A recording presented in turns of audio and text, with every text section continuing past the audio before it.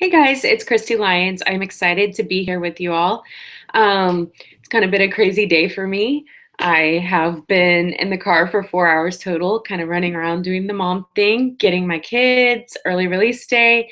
My dog, that is one that we just adopted 2 weeks ago, has gotten out and ran away twice. So I've been running around the neighborhood like crazy.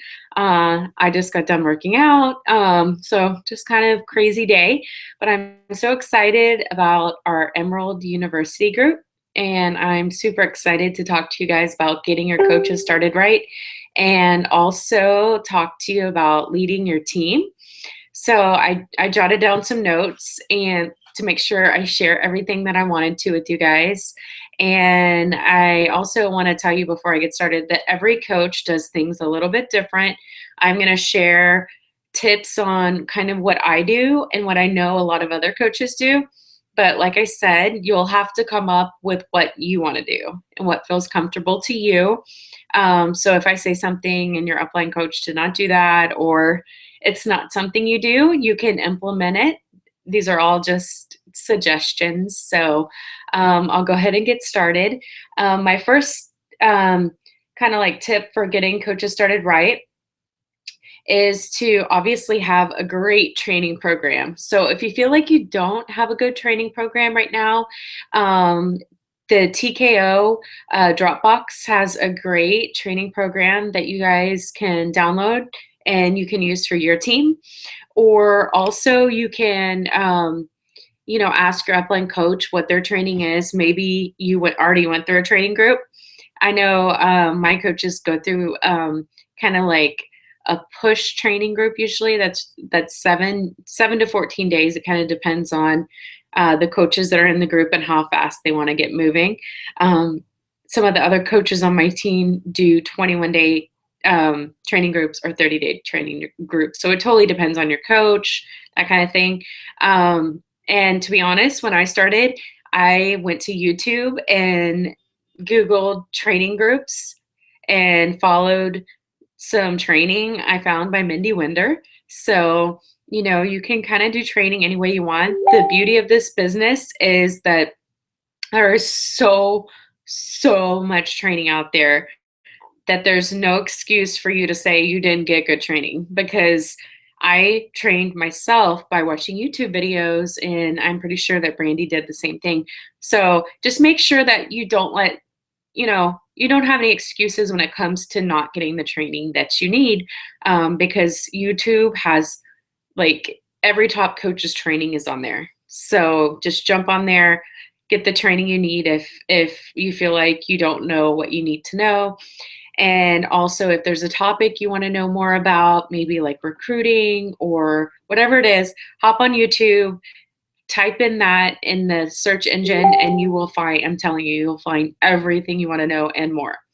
A lot of coaches like to do a getting started right call. I definitely like to talk to all my new coaches either on the phone or by Zoom so I can kind of get to know their goals, and that way I can kind of tell if they're ready, if they want to be a coach that wants to run, or if they want to be a coach that kind of wants to take it slow.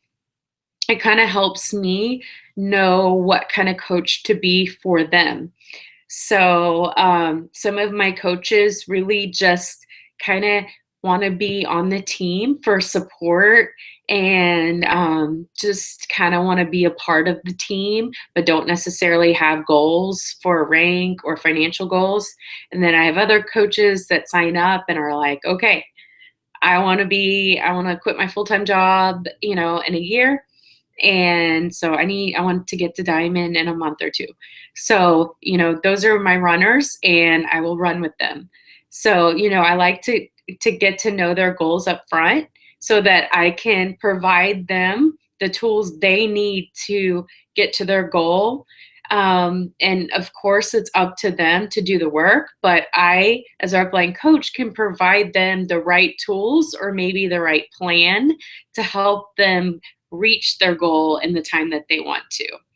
Also, a lot of coaches like to send out a getting started right email. to their new coaches. And a lot of times that email just includes like basic information about how to maybe log into their Team Beachbody website to get onto their online office, maybe how to use their back office, just basic team information, maybe about when team calls are, maybe about how to change their Shakeology flavor. Every coach does things so different on that email if they do an email. I can tell you I've read a lot of different coaches' emails, and some are like really short, others are like 20 pages long. So if you decide to create an email yourself, you will have to really just decide what it is that you want that to look like for yourself and for your team. I provide all of that information in my new coach training group too. So I feel like, for me, I'm like really available, and I provide that information in my training group because I want my coaches to really, really, really understand how to be independent and how to look stuff up theirself. So that's what kind of what I do. But like I said, all coaches do stuff different. Another thing I do when I get coaches started is I like to pair them up if to run their first challenge group, unless they feel like they are just ready to run. And I can tell you that my diamond coaches that have gone diamond really super fast have all jumped in kind of head first, I would say. And they just took off running and never ran a challenge group with me or anybody else. They were just super independent and have ran every challenge group by themselves. And that, is just the way it works. And they can establish, themselves as a leader in those challenge groups. And so it's kind of easier to recruit when you're able to do that. So that's one advantage to running challenge groups by yourself from the get-go. But most coaches like to run their first challenge group or maybe all their challenge groups with another coach or two. So I feel like as an upline coach, it's my job to help them kind of match up with another coach that maybe is, going at the same pace they are, or I will actually throw them in one of my challenge groups and help them run their first challenge group or two or whatever. So that's kind of how I get my coaches started, right? And that's kind of what we do as a team. We also, as a team, we also like make an announcement on our team page and introduce the coach and tell the team a little bit about the coach and their family. Because when we add a coach to our team, we want them to feel like they're part of our family, because that's how we want it to come across, and that's how we feel about our team. So, and I'm sure you guys feel the same about your team. So we really like talk about like their kids, their family, what, a lot of personal things about them too, because we want everybody to get to know them, and we want them to feel super, super welcome and feel like, they're joining something that is amazing, which of course we all think our teams are amazing. So that's just kind of what we do on my team. And I know Brandy does hers very similar, and I know a lot of other top coaches do theirs very similar as well. So I hope that helps you guys with that. And then as far as how to lead a team, I kind of talked about that already a little bit. But one thing that's important to me and that I try to really pass down to my leaders is to really be present in your team pages and be available. I don't mean you're available for like every single question out there. I don't mean that. I don't mean like, you're running a live FAQ private message group every day or anything like that. I just mean like you're present in your group and, you're available for things that are, somebody could not look up on FAQ or YouTube or something like that. So, I try to like post in my team pages, my PS coach page and my big team page, at least every other day or every 3 days, just to maybe post a video that I watched, post a special power hour, post a challenge to my coaches. Um, I also like to, just post inspirational messages about maybe my coaching journey or about other coaches. I like to post recognition stuff. I feel like as a leader of my team, um, it is my job to like set the tone on the team pages. So that's why I feel like I need to be super present. I need to be posting inspirational stuff and be there for everybody. So that's how I feel about it. Also, I need to lead by example. By as far as hitting Success Club at the beginning of the month, that's important to me. Um, I always strive to hit between Success Club 10 and 30, somewhere in that range. And I do that because I feel like my coaches will only rise to the level I will rise to. And that's typically how it works in any sort of team or business. So I really, really work super duper hard to try to, hit those numbers and kind of set the tone, set the pace for my team, so that they don't think, that, just because I've hit some level or some point in my business and now I'm just backing off helping people and just, I'm done with that part.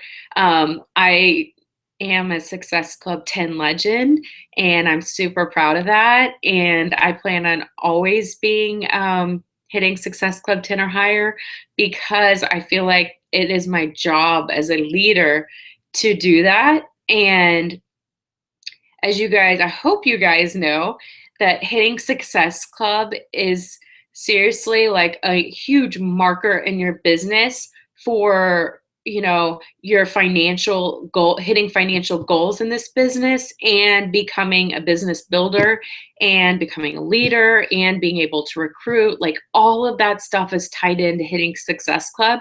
So that is why it's so, so important for the leader of the team to do that.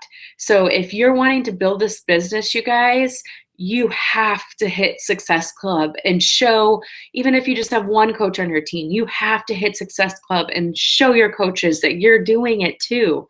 Okay? Like you just have to do it. I'm just telling you. And I think I could be off on the statistic a little bit, but I think the statistic is like the coaches that hit Success Club consistently make 80% more than the coaches that don't. So what does that tell you? Tells you have to hit Success Club if you have financial goals in this business. So anyways, I went off on a little tangent there, but I hope you guys get it. Also, another thing I do is I try to make coaching fun. We do fun challenges on my team. We try to meet up at different events, like at Summit, and I'm truly blessed and lucky that a lot of my coaches live close to me, so we can have fun, baby showers and diamond parties and whatever, Christmas parties, where we can all get together, and that's super fun. I try to make sure that coaching is always fun, because let's face it, this is an amazing job. We get to help others, but let's make it fun. Why not?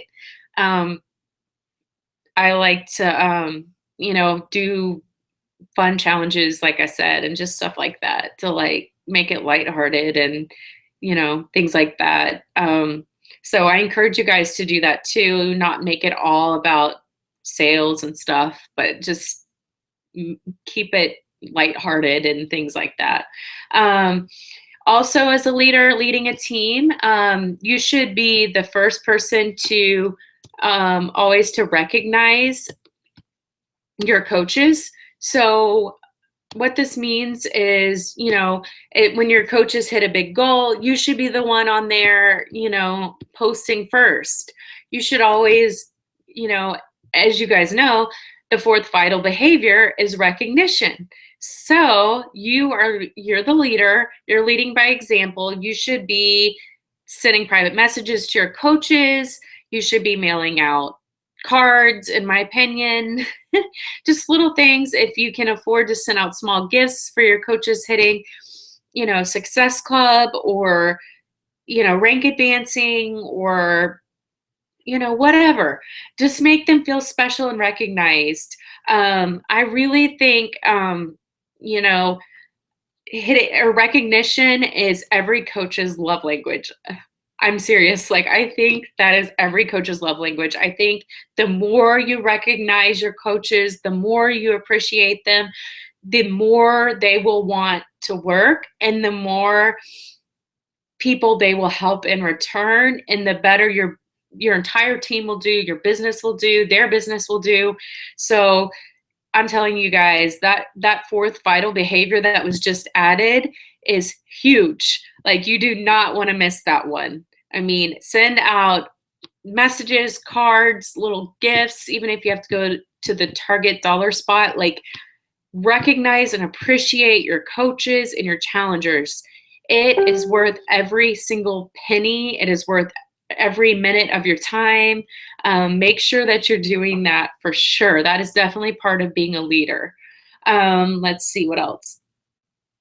Also, help your new coaches like team up. If you feel like you have a new coach and they need a success partner, help them find one.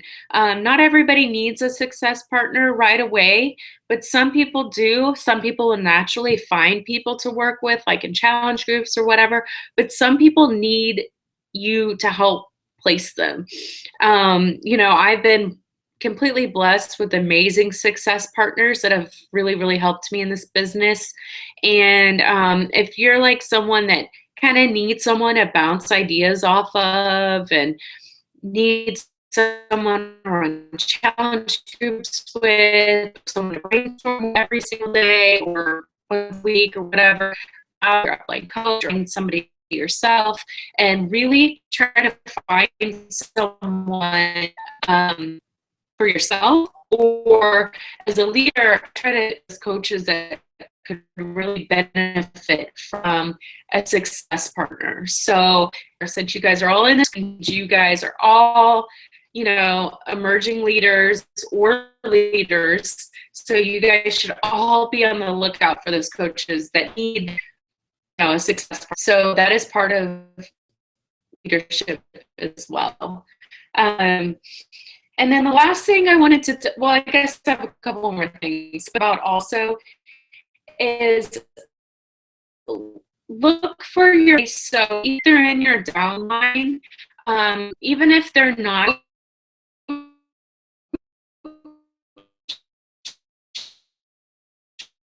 in one-on-one support, maybe look for and they have them under your wing and you help them too. A lot of you guys might not realize I am in Brandy's downline, but she is actually not my upline coach. She just kind of adopted me, like her PS coach. So people don't even know that I'm not actually PS coach. So anyways, so really cool. She saw how hard I was working, and she took me under her wings. I kind of have that same mentality we did. And anyway, so I encourage you guys to do that too. When your team starts to grow, you'll start to see, or maybe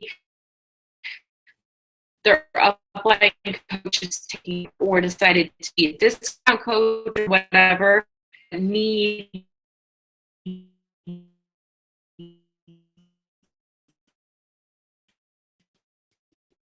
okay, and on your because I promise it'll mean just like it does.